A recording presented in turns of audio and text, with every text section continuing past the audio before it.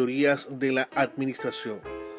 En esta oportunidad estaremos hablando acerca de la teoría clásica de la administración. Veremos algunos aspectos generales, veremos los aportes que hizo el señor Henry Fayol, veremos las funciones, hablaremos de algunos aspectos importantes y tocaremos los principios generales de la administración de acuerdo a la teoría clásica. Bienvenidos a Administración 101 y comencemos. En una pasada ocasión estuvimos mostrando esto que era la línea del tiempo dentro de las teorías administrativas y hablábamos acerca de los aportes generales que cada uno de estos señores hicieron a la administración. Recordamos que empezamos por allá en el año de 1903 con el señor Frederick Taylor y la administración científica. Luego, en el año de 1916, con el señor Henry Fayol, la teoría clásica de la administración, que es lo que nos reúne el día de hoy. Luego, en el año de 1932, el señor Elton Mayo, con la teoría de relaciones humanas.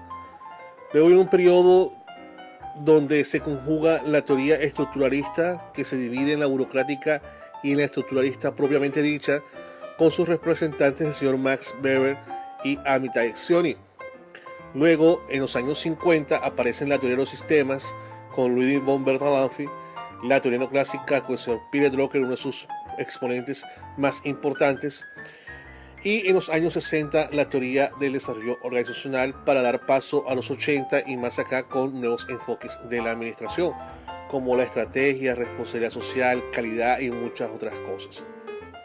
Eso ya lo habíamos visto en una pasada ocasión. Y también vimos dentro de los aspectos generales en cuanto a la teoría clásica, que su precursor fue el señor Henry Fayol en el año de 1916, que hacía énfasis en la estructura y en la eficiencia, y que el enfoque de esta teoría era una organización formal.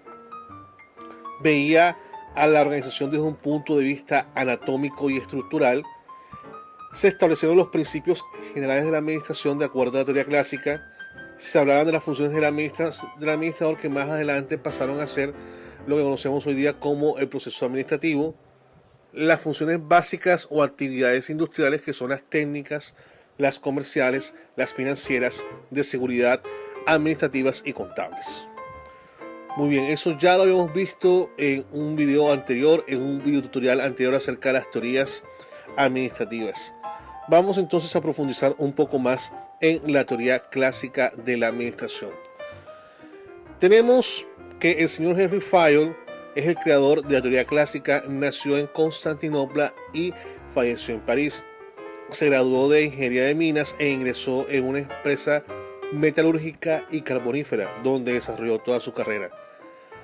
Su principal expresión acerca de la administración es su famoso libro La Administración Industrial et General, publicado en el año 1916. Allí él planteó toda su teoría y lo que él opinaba acerca de cómo debería ser la administración. Dentro de esto tenemos las 6 funciones de la empresa o de la industria que nos habla Fayol. Tenemos la primera, que son las funciones técnicas. Estas están relacionadas con la producción de bienes o servicios de la empresa. Tenemos la función comercial, que son aquellas relacionadas con la compra, la venta o el intercambio de bienes y servicios en la organización. Tenemos la función financiera, relacionadas con la búsqueda y gestión de capitales para el día a día de la organización. Tenemos la función seguridad, relacionadas con la protección y preservación de los bienes y las personas. Está la función contable, relacionadas con los inventarios, los registros, los balances, los costos y las estadísticas que maneja la empresa. Y por último, pero no menos importante, tenemos la función administrativa, relacionada con la integración de las otras 5 funciones en la dirección. Las funciones administrativas coordinan y sincronizan las demás funciones de la empresa y siempre están por encima de ellas. Fayol argumenta que ninguna de las primeras 5 funciones mencionadas tienen la tarea de formular el programa de acción general de la empresa. constituir su cuerpo social, coordinar los esfuerzos ni armonizar sus acciones. Estas atribuciones constituyen otra función a la que él designa con el nombre de administración, y es donde se desprende lo que hoy conocemos también como el proceso administrativo. Entonces, estas son las 6 funciones de la empresa. Ahora, si vemos las 6 funciones del administrador, es lo que el señor Fayol encierra como lo que hoy conocemos el proceso administrativo. ¿Por qué? Porque él define la administración como planear, organizar, dirigir, controlar y coordinar las funciones administrativas que abarcan los elementos de la administración, es decir, las funciones del administrador. ¿Cuáles son estas? Tenemos aquí este esquema que nos va a ayudar a entender un poco acerca de esto. Tenemos en primer lugar la planeación. ¿Qué es la planeación? Prever el futuro y trazar el programa de acción. La planeación dentro del proceso administrativo o dentro de las funciones del administrador es lo que da base a todo el proceso de estructuración de un nuevo negocio o de una empresa, ya que sientan las bases. Ahí establecemos lo que es la misión, lo que es la visión, lo que son los objetivos, lo que son las políticas, las estrategias y un sinfín de cosas que dan solidez a la estructura organizacional. Luego tenemos lo que es la organización, que es la construcción de la estructura necesaria. No solamente tenemos que dar la parte física, sino la asignación de tareas, lo que se necesita en cuanto a cargos y tareas para poder conseguir los objetivos que se planearon. La dirección, él la define como guiar y orientar al personal. Y aquí hace una distinción de la coordinación que más adelante en los años 60, finales de los 50 y principios de los 60, con la teoría neoclásica, tiende como a desaparecer esta parte de la coordinación y se fusiona con la dirección, ya que esta Fayol la define como enlazar, unir y armonizar todos los actos y esfuerzos colectivos. Esta más adelante se fusiona con lo que es la dirección y el control, verificar que todo suceda de acuerdo con lo establecido. Muy bien, estos elementos de la administración que constituyen lo que conocemos como el llamado proceso administrativo se hallan presentes en cualquier actividad del administrador y en cualquier nivel o área de actividad dentro de la empresa. En otras palabras, el director, el gerente, el jefe de supervisión, el capataz o el encargado, quien quiera que se encuentre en cualquier nivel, desempeñan actividades de planeación, organización, coordinación y control, puestos que son actividades administrativas fundamentales. Estas se dan en el total de la organización o en una sola parte de ella. Muy bien, continuemos. ¿Cómo mira la teoría clásica lo que es la organización? Vamos a mirar. Lo mira desde 2 puntos de vista. Lo mira desde el punto de vista social y lo mira desde el punto de vista de una función. Analicemos cada una de estas. Desde el punto de vista social, interpreta a la empresa como una interacción de personas para el alcance de objetivos. La organización implica cualquier iniciativa humana intencional y las empresas constituyen un ejemplo de organización social. Recordemos qué es una organización o qué es la organización. La organización es un grupo social que se ha unido para el alcance de unos objetivos. En este caso, eso corrobora nuestro primer punto, que es la interacción de personas para el alcance de un objetivo y que implica cualquier iniciativa humana e intencional. Por lo tanto, estamos hablando de un grupo social. Cuando hablamos de la organización como función, se analiza como función administrativa. La organización significa el acto de organizar, estructurar y destinar los recursos para el alcance de los objetivos.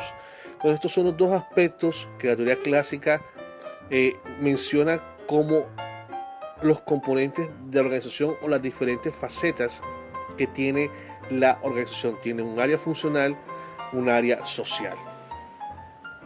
Muy bien, continuemos. Vamos a analizar de acuerdo a lo que hemos visto hasta ahora lo que yo llamo una cadena estructural, para que podamos entender hacia dónde vamos. En primer lugar, ¿qué tenemos? tenemos lo que es un grupo social. Lo acabamos de ver dentro de los ámbitos de organización, el aspecto social, que es un grupo de personas. A su vez, un grupo de personas constituyen una organización. Cuando un grupo de personas están dispuestas a un objetivo común, aparece la organización. La organización necesita ser administrada. Necesita ser administrada por personas que lleven a cabo las funciones, como vimos anteriormente, de planear, organizar, dirigir y controlar. Y este a su vez necesita del proceso administrativo para que todo funcione perfectamente. Entonces, esta cadena es importante que la tengamos clara al momento de entender de dónde sale la organización y cómo la organización se lleva a un buen término, quiere decir el alcance de todos sus objetivos. Continuamos. Vamos a analizar ahora lo referente a los principios generales de la administración según la teoría clásica. Veamos cuáles son.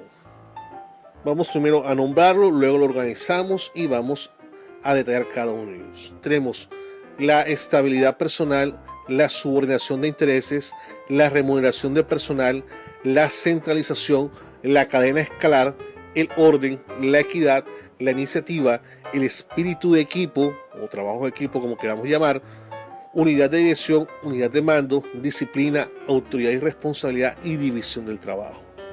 Muchos de estos principios actualmente aún los vemos en la organización, se desenvuelven quizás hasta de una manera invisible, pero allí se encuentran y vamos a analizarlo. Lo primero que tenemos que analizar es que estos principios se dividen en dos grandes bloques. Tenemos los principios que tienen que ver con la estructura, o sea, con la estructura formal de la organización, y los principios que tienen que ver con los individuos. En el caso de la estructura, tenemos la división del trabajo, la autoridad y la responsabilidad, la unidad de mando, la unidad de dirección, la jerarquía, el orden y la centralización. Todos estos dependen directamente de la estructura formal de la organización. Al hablar de estructura formal, lo que conocemos hoy en día como, por ejemplo, el organigrama, que es la representación gráfica de la estructura formal, es eso. Cómo la empresa está constituida formalmente, cómo está dividida. Al momento de nosotros ver un organigrama, sabemos qué cargo tiene autoridad sobre qué cargos, por dónde funciona la unidad de mando, la unidad de dirección, cómo está establecida la jerarquía, y podemos mirar si existe una centralización o no. En el caso de los principios que afectan directamente a los individuos, tenemos el espíritu de equipo, la remuneración, la disciplina, la subordinación de intereses, la equidad, la estabilidad del personal, la remuneración del personal y la iniciativa. No quiere decir que el uno y el otro no sea reflejado entre ellos, no es eso, es que atacan directamente o tocan directamente, ya sea la estructura o el individuo, y obviamente por la relación de los individuos y la estructura eventualmente se relacionan entre sí. Es importante que tengamos esta división clara antes de analizar los principios detalladamente. Entonces comencemos con los principios. Analicemos en este bloque lo que son la división del trabajo, la autoridad y responsabilidad, la disciplina, la unidad de mando, la unidad de dirección, la subordinación de intereses, la remuneración del personal y la centralización. Empezamos por la división del trabajo. Es la especialización de tareas y de las personas para aumentar la eficiencia. Al dividir las tareas en formas claras y específicas, las personas tienden no solamente a dedicarse a lo que es, en este caso, algo particular, sino a especializarse en esas tareas que está realizando. Por lo tanto, al tú especializarte en una tarea o en un cargo, terminas haciendo las cosas no solamente de buena forma, sino en el menor tiempo posible, lo cual se traduce en eficiencia y en productividad. Autoridad y responsabilidad. La autoridad es el derecho de dar órdenes y de esperar obediencia. La responsabilidad es consecuencia natural de la autoridad. La responsabilidad es la consecuencia natural de la autoridad. Implica rendir cuentas. ¿Qué quiere decir esto? Cuando hablamos de autoridad, dice que es el derecho de dar órdenes y esperar obediencia. La autoridad reposa sobre el cargo, no reposa sobre la persona. Porque inmediatamente cuando la persona es despedida ya no tiene autoridad sobre los que se encontraban debajo de la estructura formal. La responsabilidad es lo que implica rendir cuentas y es una consecuencia natural de la autoridad. Recordemos siempre que la autoridad se puede delegar, pero la responsabilidad no. La autoridad es inherente al cargo, pero la responsabilidad no se puede delegar. La responsabilidad siempre tenemos que asumir nosotros las consecuencias como líderes o como gerentes de los procesos. Tenemos la disciplina, que es la obediencia, la dedicación, el respeto por las normas establecidas. Quiere decir que validamos lo que la organización define como reglas, las aceptamos como tal y por lo tanto existe una disciplina en la organización. La unidad de mando, esto es muy importante. ¿Qué quiere decir? Cada empleado debe recibir órdenes de un solo jefe. Es lo ideal, debería ser lo ideal, que cada quien solamente tuviera un solo jefe. Desafortunadamente esto no se cumple en todas las organizaciones como debería ser. Sin embargo, de esto es lo que nos habla la unidad de mando, que por cierto, la unidad de mando, la unidad de dirección y otros principios, la administración recibió eso de parte de las fuerzas militares en el transcurso del tiempo. En el caso de la unidad de dirección, asignación clara de actividades que tengan un objetivo. ¿Qué quiere decir eso? La unidad de dirección es lo que se espera que el trabajador haga y los objetivos que se supone que debe alcanzar en su labor. Obviamente esto previamente especificado, aclarado a través de manuales de procedimiento o la inducción que le hacen a las personas al cargo, debe quedar muy claro qué es lo que se espera de su función o de su gestión dentro del cargo y los objetivos que debe alcanzar. La subordinación de intereses. Los intereses generales están por encima de los particulares. Esto nos da a entender que la organización parece que fuera apersonal, o sea, que no tiene en cuenta los intereses de las personas, sino solamente los intereses de ellas. Desafortunadamente, en muchas organizaciones es así y así es que sobreviven en el día a día. ¿Por qué? Porque la organización está es para producir, para dar rentabilidad, para dar utilidad, para mantener unos costos, una nómina. Por lo tanto, los intereses generales están por encima de los particulares. La remuneración del personal. Debe existir satisfacción justa y garantizada para los empleados. Ahora, esto dentro de un espacio, como lo diríamos hablando acerca del mercado, de una retribución lógica, en la que ambas partes están de acuerdo. Tanto el empleador como el empleado estén de acuerdo en lo que se pacta como una retribución, en este caso a la de satisfacción justa, que más adelante esto lo podemos involucrar también lo que tiene que ver en el proceso de motivación, ya que el individuo no solamente es motivado a través del dinero, sino a través de otras cosas. Entonces, por eso hablamos de una satisfacción justa y garantizada para los empleados. La centralización es la concentración de la autoridad en la cúpula jerárquica de la organización. Quiere decir, cuando todo se encuentra en un solo sitio es donde se toman las decisiones independientes, por ejemplo, a cuántas sucursales hay en un país, en una ciudad. Todo depende de una sola cúpula, de un solo sitio central donde se toman las decisiones y donde depende todo en la organización. Muy bien, sigamos con el siguiente bloque de los principios. Tenemos la cadena escalar, el orden, la equidad, la estabilidad del personal, la iniciativa y el espíritu de equipo. La cadena escalar es la línea de autoridad que va desde el más alto escalón hasta el más bajo. En este sentido, la cadena escalar tiende a ser piramidal, que siempre va de arriba hacia abajo. El orden.